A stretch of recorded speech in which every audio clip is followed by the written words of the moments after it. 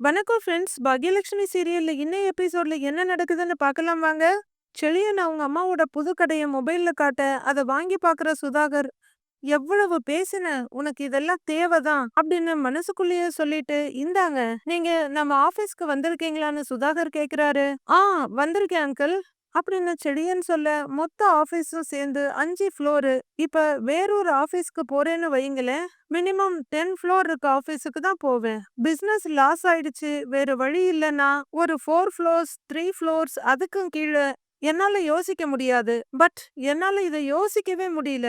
நீங்க யாருமே இது தப்பான ஐடியான்னு அவங்களுக்கு சொல்லவே இல்லையா அப்படின்னு சுதாகர் கேட்க, செழியன் ரொம்பவே லோவா ஃபீல் பண்ணிட்டு சொன்னோம்.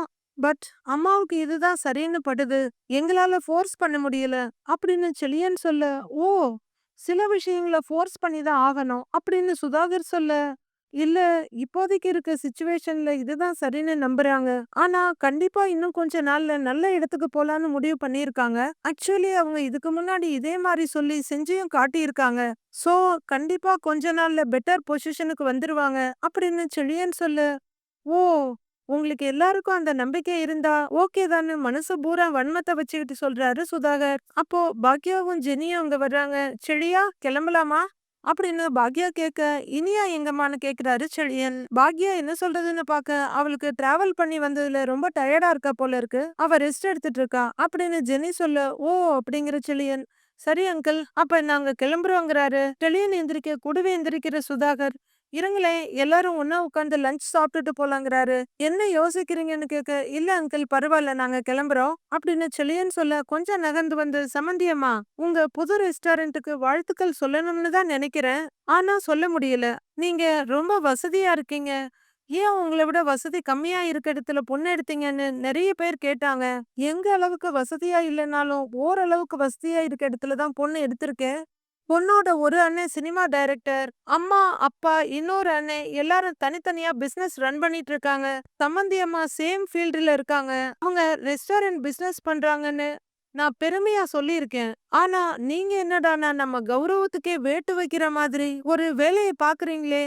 என் மருமகளோட அம்மா கையேந்தி பவன் வச்சு நடத்துறாங்கன்னு நான் எப்படி எல்லார்கிட்டயும் சொல்லுவேன்? இந்த கையேந்தி பவனை நடத்துறவங்கள தான் ஹோட்டல் அதிபர்னு சொன்னியான்னு என்கிட்ட கேட்க மாட்டாங்களா? அவங்களுக்கு நான் என்ன பதில் சொல்லுவேன் அப்படின்னு பாக்யாவை மட்டம் தட்டி மூலையில உட்கார்ல வைக்கணும்ன்ற நோக்கத்தோட சுதாகர் கேட்க, அதுதான் உங்களுக்கு பிரச்சனையா? அப்ப நான் சொல்ற பதில சொல்லுங்க அப்படின்னு பாக்யா சொல்ல, என்ன அப்படின்னு ரொம்பவே அசால்ட்டா கேக்குறாரு சுதாகர். என் சம்பந்தி அம்மா ஹோட்டல் தொழில் அதிபரா இருந்தாங்க.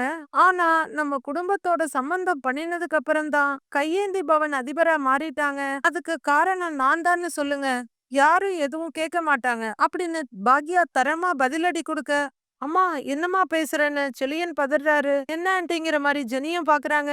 இவருக்கு ஒரு சந்தேகம் வந்துச்சு செழியா, அதை சரி பண்றேன், வேற எதுவுமே இல்ல, நான் கிளம்புறேன் அப்படின்னு பாக்யா அங்கிருந்து போயிட, சுதாகர் முகம் அப்படியே இருண்டு போய் கிடக்கு.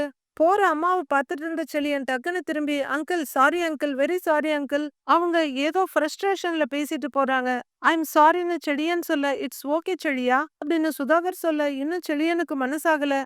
ஐ எம் சாரி அங்கிள்னு மறுபடி கையை பிடிச்சிட்டு சொல்றாரு. சுதாகர் சொல்ல, கிளம்பலாம் செல்லியாங்கிறாங்க ஜெனி.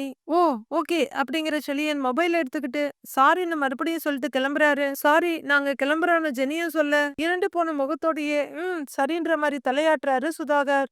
அவரு பயங்கர கடுப்போட பல்லக்கடிச்சிட்டு நிக்க, ஜெனியும் செழியனும் வெளியே வர்றாங்க. சரி நான் ஃபோன் பண்ணி சொல்லிடுறேன், வைக்கிறேன்னு பாக்யா போன்ல பேசிட்டு வைக்கிறாங்க. அம்மா, ஏமா என்னம்மா பேசுற நீ அப்படின்னு செழியன் கேட்க, நான் எதுவும் தப்பா பேசலையே அப்படின்னு பாக்யா சொல்ல, நீங்க அவர்கிட்ட கொஞ்சம் ரூடா தான் பேசுனீங்க அப்படின்னு ஜெனி சொல்ல, ரூடா நடந்துக்கிறவங்க கிட்ட ரூடா தான் பேசணும் ஜெனி அப்படின்னு பாக்யா சொல்ல, என்னம்மா இனியாவோட லைஃப பத்தி யோசிக்கவே மாட்டேங்கிற அப்படிங்கிற செழியன் பதட்டமா உள்ளரையும் பாத்துக்கிறாரு. உனக்கு அம்மாவை பத்தி தெரியல செழியா, இனியா மட்டும் இன்வால்வ் ஆகலன்னா நடக்கிறதெல்லாம் வேற மாதிரி இருந்திருக்கும் அப்படின்னு பாக்யா சொல்ல, அம்மா அப்படின்னு கெஞ்சலா கூப்பிடுறாரு செழியன். உச்சி கொட்டிட்டு, எனக்கு வேலை இருக்கு நான் கிளம்புறேன் அப்படின்னு முகத்துல அடிச்ச மாதிரி சொல்லிட்டு பாக்யா போக, ஆன்ட்டி அப்படின்னு ஜெனியும் கூப்பிட அதை கண்டுக்காம பாக்யா கதவை திறந்து கிளம்பிட்டே இருக்காங்க. வேற வழி இல்லாம சரி வான்னு சொல்லி செழியனை கூட்டிக்கிட்டு ஜெனியும் வெளியே வராங்க. பாக்யா குத்துவிளக்கு எடுத்து வச்சு பூஜைக்கு ரெடி ஆயிட்டு இருக்க பில்டிங் ஓனர் வராரு. வாங்க சார் வாங்கன்னு பாக்யா சொல்ல, சுத்தி பார்த்துட்டு அடையாளமே தெரியாத அளவுக்கு இடத்த மாத்திட்டீங்களே! சூப்பர்மா! நாளைக்கு தானே ஓப்பன் பண்றீங்க? அப்படின்னு அவரு கேட்க, ஆமாங்க சார். கண்டிப்பா நீங்க வரணும். அப்படின்னு பாக்யா சொல்ல, நான் வராம எப்படி? கண்டிப்பா வந்துருவேன்மா. அப்படின்னு சொல்லிட்டு அவரு ரூஃபிங் எல்லாம் பார்த்துக்கிட்டு இருக்க. நடுவயசு மைனர் மாரி ஒருத்தர் வண்டியில வந்து நிறுத்திட்டு இறங்கி வர்றாரு. இன்னொரு வண்டியில 2 பேர் வந்து இறங்கி உள்ளார வர்றாங்க. வணக்கம் சார்ன்னு அந்த ஆள் சொல்ல, வாங்க வாங்க வணக்கங்கிறாரு பில்டிங் ஓனர். கைய பின்னாடி கட்டிட்டு இப்படி அப்படின்னு சுத்தி பாக்குற மிஸ்டர் மைனர் கண்ணாடிய கழட்டிட்டு நிக்க, உட்காருங்கங்கிறாரு பில்டிங் ஓனர். ஒரு சேரை நகர்த்தி அதுல உட்கார்ந்து கால் மேல் கால் போட்டுக்கிட்டு சுத்தி ஒரு பார்வை பார்த்துட்டு கூட வந்தவங்க கிட்ட கண்ணுல ஒரு ஜாடையை காட்டிட்டு, கடைய வாடகை கூட்டுட்டீங்கன்னு சொன்னாங்க. அதான் பாத்துட்டு போலான்னு வந்தேன். அப்படின்னு அந்த மைனர் சொல்ல, ஆமாங்க சார், மேடம் தான் வாடகைக்கு எடுத்திருக்காங்க. அப்படின்னு பில்டிங் ஓனர் சொல்ல, பாக்யாவை ஒரு பார்வை பார்த்துட்டு, ஓ இவங்க தானா அப்படின்னு அவரு கேட்க, பாக்யா ஆமான்ற மாதிரி சின்ன சிரிப்போட தலையாட்டுறாங்க. சார் தான் இந்த ஏரியாவோட கவுன்சிலர், ரொம்ப நல்லவருங்க, எதா இருந்தாலும் ஓடி வந்து ஹெல்ப் பண்ணுவாரு அப்படின்னு பில்டிங் ஓனர் சொல்ல, ஓ வணக்கம் சார்னு கையெடுத்து கும்பிடுறாங்க பாக்யா. கையில இருக்க மொத்த பல்லையும் காட்டி, வணக்கம்மாங்கிறாரு அவரு. ஹோட்டல்ல ஆரம்பிக்கிறீங்க அப்படின்னு அவர் கேட்க, ஆமாங்க சாருங்கிறாங்க பாக்யா. நல்ல விஷயம், நல்ல விஷயம். ஏய் கேட்டியா, லேடிஸ் ஆரம்பிக்கிற ஹோட்டல்னா அப்ப சாப்பாடெல்லாம் வீட்டு சாப்பாடு மாதிரி இருக்கும்ல அப்படின்னு கவுன்சிலர் சொல்ல, கண்டிப்பா இருக்கும் சார், என்னோட ஸ்பெஷாலிட்டியே அதுதாங்கிறாங்க பாக்யா. ரொம்ப நல்லதா போச்சு அப்படின்னு ஒரு அல்லக்கை பக்கம் திரும்பி என்னையாங்கிறவரு, அப்ப இனிமே நம்மளுக்கு சாப்பாடு இங்கதாங்கிறாரு கவுன்சிலர். நீங்க சொல்லிட்டீங்கல்லனே, பாத்துக்கலாம் அப்படின்னு இன்னொரு அல்லக்கை சொல்ல, சரிம்மா நான் வரேங்கிறாரு கவுன்சிலர். என்னையா வரட்டுமா அப்படின்னு பில்டிங் ஓனர் கிட்ட திரும்ப, வாங்கன்னு அவரும் கும்பிடுறாரு. அல்லக்கைங்களும் வரேங்கன்னு சொல்லிட்டு கிளம்புறாங்க. வண்டியில வந்து ஏறிட்டு கண்ணாடிய போட்டுட்டு பாக்யாவை ஒரு பார்வை தீர்க்கமா பார்த்துட்டு வரேங்கிற மாதிரி கையாட்டுறாரு கவுன்சிலர். ஹோட்டலே ஆரம்பிக்கல, அதுக்குள்ள கஸ்டமர் கிடைச்சிட்டாங்க. அதை விட இனிமே இங்கதான்னு சொல்லிட்டு போறாருன்னா அவரும் அவங்க ஆளுங்களும் இனிமே இங்கதான் சாப்பிட்டு போவாங்க போல அப்படின்னு செல்வி சந்தோஷமா சொல்லிட்டு இருக்க. பாக்யாவும் ஓ அப்படின்ற மாதிரி யோசிச்சுட்டு சிரிக்கிறாங்க. இத கேட்டுட்டு இருக்க பில்டிங் ஓனர், அட நீங்க வேற, அவன் சாப்பிடுறதுக்கெல்லாம் ஒண்ணு ஹோட்டலுக்கு வரேன்னு சொல்லல, அட்டை போடுறதுக்கு தான் வரேன்னு சொல்லியிருக்கான் அப்படின்னு பில்டிங் ஓனர் சொல்ல, என்னங்கிற மாதிரி செல்வி பார்க்க, புரியலையேங்கிறாங்க பாக்யா. ரொம்ப நாளா சாயந்தரம் ஆனா பக்கத்து தெருவுல இருக்க டீ கடையில தான் வந்து உட்கார்ந்து இருப்பான். ஆளுங்களை பாக்குறது, பேசுறது, பஞ்சாயத்து பண்ணி வைக்கிறது எல்லாமே அங்கதான். அதனால கடைக்கு ஆளுங்களே வரமாட்டேங்கிறாங்க. இவனும் காசு கொடுக்காம போயிடுவான். அந்த டீ கடை போலவே உங்க ஹோட்டலையும் மாத்திரலாம்னு நினைக்கிறான் போல.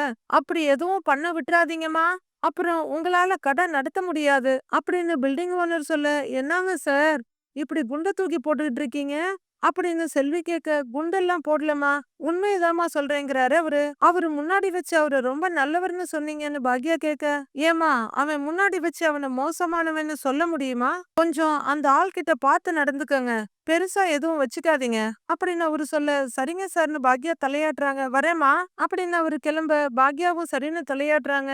என்னக்கா அந்தவர் கஸ்டமர் நினைச்சா பெரிய ஏழ்றையால இருக்கு அப்படின்னு செல்வி சொல்ல, எல்லா இடத்துலயும் இந்த மாதிரி ஆளுங்க இருக்கதான் செய்வாங்க, அவங்கள எல்லாம் சமாளிச்சுதான் நாம வேலையை பார்க்கணும், பாத்துக்கலான்னு பாக்யா அரேஞ்ச்மெண்ட்ஸ பார்க்க ஆரம்பிக்கிறாங்க. நைட்டு சுதாகர் வீட்டுல எல்லாரும் சாப்பிட்டுட்டு இருக்காங்க. அப்பா நாளைக்கு மீட்டிங் இருக்கதா எனக்கு மெயில் வந்திருக்கு அப்படின்னு நிதிஷ் சொல்ல, ஆபீஸ் மெயில் எல்லாம் உனக்கு அனுப்பக்கூடாதுன்னு சொல்லியிருந்தேனே, அப்புறமா ஏன் அனுப்புறாங்க? மீட்டிங்கெல்லாம் நீ வரவேணா நிதிஷ் அப்படின்னு சுதாகர் சொல்ல, ஏன்பா என்ன வேலையில இருந்து தூக்கிட்டீங்களா என்னங்கிறாரு அவரு. இந்த மந்த் முழுக்க உன்னோட லீவை எக்ஸ்டெண்ட் பண்ணிருக்கேன், நீ இனியாவோட டைம் ஸ்பெண்ட் பண்ணு, வெளியே கூட்டிட்டு போ, ஃப்ரெண்ட்ஸ் வீடு சொந்தக்காரங்க வீடுன்னு ஜாலியாயிரு அப்படின்னு சுதாகர் சொல்ல, நிதிஷ் இனியா 2 பேருமே சிரிக்கிறாங்க. என்ன ஸ்வீட்டு, ஏதாவது விசேஷமான சுதாகர் கேட்க, எனக்கு தெரியாதுங்க, இனியா தான் ஸ்வீட் பண்ண சொல்லியிருக்கா அப்படின்னு அவர் ஒய்ஃப் சொல்ல, சுதாகர் இனியாவை பாக்குறாரு. என்ன விசேஷம் அப்படின்னு நிதிஷ் கேட்க, இல்ல அம்மா 3வது ரெஸ்டாரண்ட் ஓபன் பண்ண போறாங்கல்ல, அத செலிப்ரேட் பண்ணதான் ஸ்வீட் பண்ண சொன்னேன், தப்பு இல்லல்ல அப்படின்னு இனியா கேட்டுட்டு இருக்க. எரிச்சலா பாத்துக்கிட்டே சாப்பிடுறாரு சுதாகர். இது உன் வீடு இனியா, இங்க நீ என்ன வேணா பண்ணலாம், ஒரு பிரச்சனையும் இல்லைன்னு நிதிஷோட அம்மா சொல்லிட்டு இருக்க. உன் ஆன்ட்டி ஸ்வீட்டை என் கண்ணிலேயே காட்ட மாட்டா, திடீர்னு என் பிளேட்ல ஸ்வீட் வந்ததும் நான் ஷாக் ஆயிட்டேன் அப்படின்னு சுதாகர் சொல்ல, ஐயோ நீங்க ஸ்வீட் சாப்பிடக்கூடாதான்னு இனியா கேக்குறாங்க. சுதாகர் சிரிச்சிட்டு இருக்கு. அது தெரியாம உங்களுக்கு வைக்க சொல்லிட்டேனோ அப்படின்னு இனியா கேட்க, சுதாகர் சிரிச்சுட்டே இருக்காரு. எப்பவாவது ஒரு தடவை சாப்பிடலாம். பரவாயில்லன்னு அவர் ஒய்ஃப் சொல்ல அவரோட முகம் இருண்டு போயிடுது. இது என்ன மைசூர் பாக்கு, டேஸ்ட் வித்தியாசமா இருக்கே அப்படின்னு நிதிஷ் கேட்க, இது எங்க அம்மாவோட சிக்னேச்சர் டிஷ். இதுல வித்தியாசமான நிறைய இன்கிரீடியன்ட்ஸ் எல்லாம் ஆட் பண்ணுவாங்க.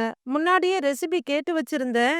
இன்னைக்கு அக்கா கிட்ட சொல்லி பண்ண சொல்லிட்டேன் அப்படின்னு இனியா சொல்லிக்கிட்டு இருக்க, ஸ்வீட்டை சாப்பிடலான்னு கையில எடுத்த சுதாகர் இனியா பேசி முடிக்கிறவர்களும் வாய்க்கிட்டே வச்சிருந்தவரு அப்படியே பிளேட்ல டொப்புன்னு போட்டுடுறாரு. ரொம்ப நல்லா இருக்குமா? நிஜமாவே உங்க அம்மா பெரிய குக்கு தான் அப்படின்னு சந்திரிகா சொல்ல, அதனாலதான் இவ்வளவு ஷார்ட் பீரியட்ல 3வது ரெஸ்டாரண்ட் ஓபன் பண்றாங்க. எனக்கு ரொம்ப எக்ஸைட்டிங்கா இருக்கு. நாளைக்கு காலையில கொஞ்சம் சீக்கிரமாவே இனாகுரேஷனுக்கு போயிடலாமா அப்படின்னு இனியா கேட்டுட்டு இருக்க. ஆ போயிடலாம் அப்படின்னு நிதிஷ் சொல்லிட்டு இருக்க. நீங்களும் வர்றீங்க தானே ஆண்டி அப்படின்னு இனியா கேட்க, இல்லம்மா நம்ம ரிலேட்டிவ் வீட்டு கிரகப்பிரவேசம் இருக்கு, அதுவும் நாளைக்கு தான், நான் அங்க போறேங்கிறாங்க சந்திரிகா. அதிர்ச்சியிலையும் எரிச்சலையும் உட்கார்ந்திருந்த சுதாகர் பக்கம் இனியா திரும்ப, எனக்கு ஒரு இம்பார்ட்டன்ட் மீட்டிங் இருக்கு, நீங்க மட்டும் போயிட்டு வாங்கங்கிறாரு அவரு. சரிப்பான்னு நிதிஷும் சரிங்க அங்கிள் இனியாவும் சொல்றாங்க. இனியாவோட மொபைல் ரிங்காக எடுத்து பார்த்துட்டு அம்மா தான் கூப்பிடுறாங்க, ஒரு 2 மினிட்ஸ் இதோ பேசிட்டு வந்துடுறேன் அப்படின்னு இனியா அந்த பக்கம் போக, இவள பார்த்தா அப்படியே என்ன பாக்குற மாதிரியே இருக்கு. நானும் கல்யாணம் பண்ணி 6 மாசம் வர எங்க வீட்ட பத்தி தான் பேசிக்கிட்டும் யோசிச்சுக்கிட்டும் இருந்தேன் அப்படின்னு சந்திரிகா சொல்லிட்டு இருக்க. நீங்க என்னப்பா எதை பத்தி யோசிச்சுட்டு இருக்கீங்கன்னு நிதிஷ் கேக்குறாரு. ஆ 3வது ரெஸ்டாரண்ட்னு இனியா திரும்ப திரும்ப சொல்லிக்கிட்டு இருக்கா. மொத 2 ரெஸ்டாரண்ட்டும் போன விஷயம் அவளுக்கு தெரியாதா அப்படின்னு சுதாகர் கேட்க, நான் எதுவும் சொல்லலப்பா, வேலை விஷயமா எதுவுமே பேசிக்கிறது இல்ல அப்படின்னு நிதிஷ் சொல்ல, அவ வீட்லயும் சொல்லல போல அப்படின்னு சுதாகர் சொல்ல, சொல்லிக்கிற அளவுக்கெல்லாம் அவ்வளவு முக்கியமான விஷயம் இல்லைன்னு நினைச்சிருக்கலாம். பிசினஸ் விஷயமெல்லாம் தெரிஞ்சுக்கிட்டு இனியா என்ன பண்ண போறா அப்படின்னு சந்திரிகா சொல்ல, ரெஸ்டாரண்ட் இனாகுரேஷனுக்கு என்ன கிஃப்ட்பா கொடுக்கலான்னு நிதிஷ் கேக்குறாரு. அது ஒரு ரெஸ்டாரண்ட், அதுக்கு ஒரு இனாகுரேஷன், அதுக்கெல்லாம் போக வேணாம் நிதிஷ் அப்படின்னு சுதாகர் சொல்ல, இனியா போகணும்னு சொல்றாளே அப்படின்னு சந்திரிகா கேட்க, தேவையில்ல, 8க்கு 10ல சின்னதா ஒரு கடை ஓபன் பண்றதுக்கெல்லாம் சுதாகரோட மகனையும் மருமகளையும் அனுப்பி வைக்க முடியாது அப்படின்னு சுதாகர் சொல்ல, இப்படின்னு நீங்க இனியா கிட்ட சொல்ல போறீங்களான்னு சந்திரிகா கேக்குறாங்க. இப்படி சொல்ல வேண்டாம் நிதிஷ், உன் சித்தப்பா உன்னை விருந்துக்கு வர சொல்லி ஃபோன் பண்ணாரே, நாளைக்கு நீங்க 2 பேரும் அங்க போயிடுங்க அப்படின்னு சுதாகர் சொல்ல, சரிப்பான்னு எந்த மறுப்பும் இல்லாம தலையாட்டுறாரு நிதிஷ்.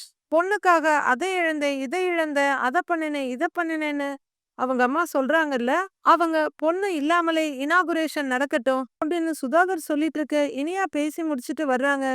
சாப்பிடும்போது எழுந்து போக கூடாதுமான சந்திரிகா சொல்ல, ஆ சரிங்க ஆண்டி அப்படின்னு இனியா ரொம்பவே சந்தோஷமா சாப்பிட ஆரம்பிக்க, ஒரு அடிப்பார்வை பாத்துக்கிட்டு இருக்காரு சுதாகர். ஈஸ்வரி ஒரு பாக்ஸ்ல இருந்து சாக்லேட்டை கையில எடுத்து வச்சிட்டு, சின்ன பிள்ளைங்களுக்கு சாக்லேட் கொடுத்தா அதுல ஒரு நியாயம் இருக்கு, எனக்கு எதுக்குடா உன் தங்கச்சி சாக்லேட் கொடுத்து அனுப்பியிருக்கா அப்படின்னு செலியன் கிட்ட கேட்க, செலியன் சிரிக்கிறாரு. அம்மா, ஃபாரின் போயிட்டு வந்தா சாக்லேட் வாங்கிட்டு வந்துருவ குடுக்கறது ஒரு வழக்கமா, எல்லாரும் வாங்கிட்டு வர்றது தானே, சாப்பிடுங்க, அன்பா அனுப்பிச்சிருக்காங்க அப்படின்னு கோபி சொல்ல, ஒன்னு எடுத்து வச்சு ஈஸ்வரி வாயில போடுறாங்க. எப்படி இருக்குன்னு செலியன் கேட்க, ம் எனக்கு என்னவோ நம்ம ஊர் சாக்லேட் சாப்பிடுற மாதிரி தான்டா இருக்கு அப்படிங்கிற ஈஸ்வரி. கோபி, நீ எப்ப போய் இனியாவை பார்க்க போறேன்னு கேக்குறாங்க. ஆ இன்னைக்கு வேலை இருக்குமா, மேபி நாளைக்கு இல்லைன்னா நாளன்னைக்கு போவேமா, டோன்ட் ஒரிமா, போகும்போது கண்டிப்பா உங்களை கூட்டிட்டு போறேன், ப்ராமிஸ் அப்படின்னு கோபி சொல்ல, ஓகேடான்னு சந்தோஷமா சிரிக்கிறாங்க ஈஸ்வரி. ஆனா பாக்யா இனியாவை பார்க்க போவான்னு நான் நினைச்சு கூட பார்க்கலடா. ஏண்டா, அங்க வந்தாவது உன் அம்மா வாயை வச்சுட்டு சும்மா இருந்தாளா அப்படின்னு ஈஸ்வரி கேட்க, கிளம்புற வழியில அம்மா சும்மாதான் இருந்தாங்க, ஆனா கிளம்புற நேரத்துல தான் அங்கிள கடுப்பேத்தி விட்டுட்டாங்க அப்படின்னு செலியன் சொல்ல, கோபி ஈஸ்வரி 2 பேருமே அதிர்ச்சியா பாக்குறாங்க. கடுப்பானா அப்படின்னு கோபி கேட்க, இவ்வளவு குட்டியா ஒரு ரெஸ்டாரண்ட் ஆரம்பிக்கணுமான அங்கிள் ஒரு கட்டசிக்காக தான் கேட்டாரு, உடனே இதுக்கெல்லாம் காரணம் நீங்க தானே அம்மா முகத்துல அடிச்ச மாதிரி பேசிட்டாங்க. ஈஸ்வரியும் கோபியும் டென்ஷன் ஆகுறாங்க. இங்க வரும்போதும் அவர்கிட்ட வம்பிழுக்கிறா, வெளியில பார்த்தாலும் வம்பிழுக்கிறா, அவர் வீட்டுக்கு போயும் வம்பிழுக்கணுமாடா அப்படின்னு ஈஸ்வரி கேட்டுட்டு இருக்கவே அங்க பாக்யா வர்றாங்க. வாமா வா, என்னதான் உன் பிளானு, அத நீ கொஞ்சம் முழுசா சொல்லுன்னு ஈஸ்வரி கேக்குறாங்க. நாளைக்கு காலையில ரெஸ்டாரண்ட் ஓபன் பண்ணணும், அதை தவிர வேற எந்த பிளானும் எனக்கு இல்லைங்கிறாங்க பாக்யா. 24 மணி நேரமும் ரெஸ்டாரண்ட், அத பத்தி பேசினாலே எனக்கு பிபி ஏறுது. அத விடு, இனியா வாழ்க்கைய பத்தி நீ என்னதான் யோசிச்சு வச்சிருக்க? நீ வேண்டாம் வேண்டான்னு சொல்லியும் நாங்க இனியா கல்யாணத்தை நடத்தி வச்சிட்டோம்னு கோவமா இருக்கியா?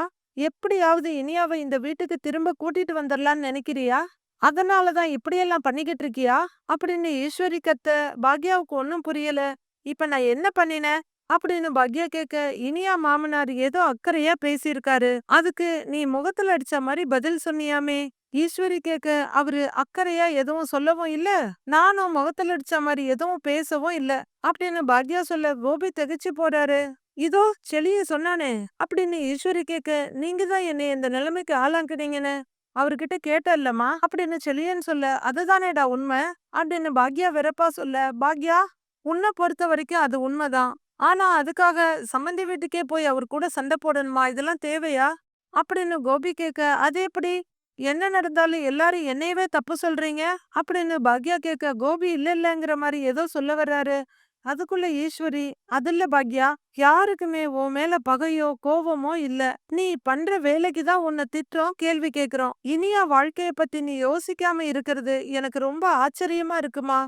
அவ உன் பொண்ணு தானே, நீ பண்ற ஒவ்வொரு விஷயமும் அவ வாழ்க்கைய பாதிக்கும் அப்படின்னு ஈஸ்வரி சொல்ல, இனியா வாழ்க்கையில நான் உச்சக்கட்ட அக்கறையோட தான் அத்த இருக்கேன் அப்படின்னு பாக்யா சொல்ல, நீ எங்க கிட்ட இப்படி சொல்ற, ஆனா நீ நடந்துக்கிறதெல்லாம் பார்த்தா அப்படி ஒண்ணும் தெரியலையே, இனியா மேல உனக்கு அக்கறை அன்பு பாசம் எதுவுமே இல்ல அப்படின்னு ஈஸ்வரி சொல்ல, உங்களுக்கெல்லாம் இருக்கு இல்லத்தாங்கிறாங்க பாக்யா, உனக்கு இருக்கிறத விட எங்க எல்லாருக்குமே நிறையவே இருக்கு அப்படின்னு ஈஸ்வரி சொல்ல, அது போதும்னு சொல்லிட்டு பாக்யா போறாங்க. ஏய் பாக்யா நில்லு அப்படிங்கிற ஈஸ்வரி எழுந்து நின்னு, உன் வாய் கொழுப்பால இனியாவோட வாழ்க்கையில ஏதாவது பிரச்சனை வந்ததுன்னு வையி, நான் உன்னை சும்மாவே விடமாட்டேன் அப்படின்னு ஈஸ்வரி சொல்ல, இனியாவுக்கு எந்த பிரச்சனையும் என்னால வராது சரியா அப்படிங்கிற பாக்யா அங்க இருந்து வேகமா போயிடுறாங்க. இடிஞ்சு போய் உட்கார்ற ஈஸ்வரி, டேய் கோபி, இது நம்ம பாக்யா தானா, ஏண்டா இவ ஓ அம்மா தானாடா அப்படின்னு ஈஸ்வரி கேட்க, எனக்கே அது டவுட்டா தான் இருக்குங்கிறாரு செழியன். உங்க அம்மாவுக்கு பைத்தியம் புடிச்சிருச்சுடா. ஆஹாஹாஹா, பைத்தியம் எல்லாம் ஒண்ணும் கிடையாது, பேயே புடிச்சிருக்குடா.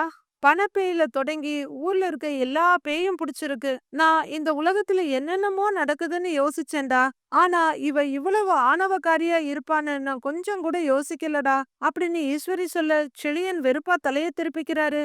கோபி யோசனையும் கவலையுமா உட்கார்ந்துருக்காரு.